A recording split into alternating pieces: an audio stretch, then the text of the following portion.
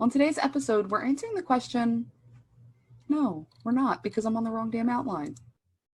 Look, from the research that I've done and from events that we've run, so we've run hybrid events as well, and there's different ways of running a hybrid event currently. So the places that hybrid events currently are working well is, let's just say you're running a conference and you've got the speakers in a live studio, but the participants are in a virtual land. So that tends to work well. So you're kind of using a live studio for where the speakers are all in one space and then the audience is external. It seems to work well in a workshop environment where you've got somebody who is specifically managing the digital environment. So I recently attended a workshop, which was a hybrid workshop. So there was like 120 people in the room, and I think there was only about 30 people on Zoom in there, but it was done well enough. There was enough of a tech support for people to be able to hear this presenter, to be able to follow the workbook which was provided. So I think they can work. They just need to be looked at as two separate entities being handled by different teams. Okay, that makes sense. And if you're running a live event versus an online event, and if you have people who mostly run online events, who've never really run an in-person event, can you just quickly sort of share why there would be that value add to have people in person versus strictly online? Because it seems like, and I used to do event planning back in the day when I was doing communications and investor relations, it would seem like it would be more output of money, more potential hassle, lost, et cetera, to do the marketing of it. You have to be marketing to people who are local, et cetera. Is it worth it? Look, people still seek human connection. So it really just depends on why you're running this event. So the event that I went to, which I ended up going to virtually because I had to get a COVID test and couldn't go to the event, but I flew all the way from Melbourne to Sydney to go to this event. And I thought, oh, look, I can't be there in person. I'm going to go online. And because it was by a training organization for their current clients, I think it's a really good idea to run a in-person and potentially a digital event, because if you're bringing people who are already in your community together in person, then you're building a stronger community sense. You've got less potential for failure because these people have already put in the money to be part of your community. So let's just say you're a business training organization, you're charging for the year. Part of those finances are already allocated to an in-person event. And then you're helping to build a closer interpersonal community. So in that space, I think it's really worthwhile.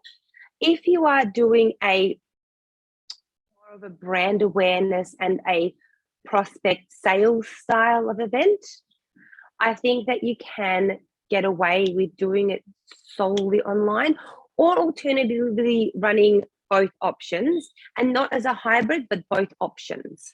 So, running a in-person event in maybe your local city, so you don't have to do travel, and then running a digital event that is for, nationally or internationally.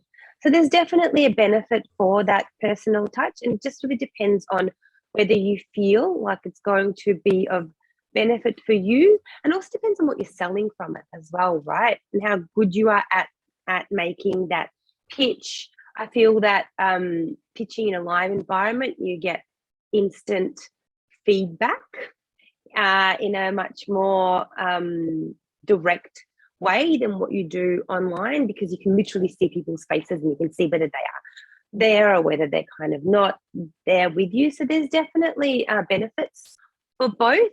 However, if you are running just online events and they are working for you, just continue to run them online, especially if it is more of a sales-based event and it's working for you. Okay, I get it. That makes sense. Question. I used to work with a woman several years ago, and she was being coached by a coach to have these in-person events. And the goal from the in-person event was to get 60 people in a room. And, it was 3, maybe 4 hours long or whatever, broken up over the day, I guess. Mhm. And they would make these offers off the back end, these high-end Mhm. ticket offers and whatnot. Mhm. And to make it work, they Mhm. had to do Facebook ads and spend, anywhere between $6,000 and $8,000 on Facebook ads just to get enough people in the room, local people, to make that happen. Mhm. Do you recommend that sort of style of doing an in-person event? Does that make sense in our new way of doing things, or nah? That's a really, really good question. And I've been watching that space. So I've been working with a speaker training organization. So I went through their training and then I became one of their facilitators. And that is exactly how they've built their whole businesses. They will run a free 1-day event in a local city. They'll do like a national tour of that, and they will spend like up to $1 million on advertising because they've grown over the last 8 years, and they'll fill a room with up to 100 people, and then their conversion rate is anywhere between 20 to 30%, and then they sell like a $3,500 product, and then what they'll find is from that they'll have another conversion of like say 50% after that product into their 1-year program, which is like $20,000. And it's been really interesting to see their transition from doing in person to building it online. And I'm not sure that, they're still trialing to go back to that in-person space, mostly because the results from an in-person 1-day event, which takes you to an in-person 3-day intensive, which takes you to a program, are better for the participant. So what we find is it's a better experience for the participant. However, I've built my whole business on not spending money on advertising at all, and really using the event space as a space to be able to build that brand awareness, to be able to build organic marketing, to be able to engage people to come along to the in-person events when I was running them, and now to the online events directly through running those events. Okay, that makes sense. Mm. And I appreciate the way that you're looking at it. I know Allison has something to say on this too, and I'm trying not to jump on her. Go for it, Oh Allison. my gosh, I have so many questions. So, a lot of times people will plan an event as like this one-time yearly thing, or like this one big thing that they're going to do. It's like a one-off. But is there a place for a regular, smaller event? Can they be profitable? Are they effective? Are they worth the time, effort, and energy you're putting in? I look at it this way. It's an event marketing strategy implemented one event at a time. So it's just like saying, I'm going to do a social media marketing strategy.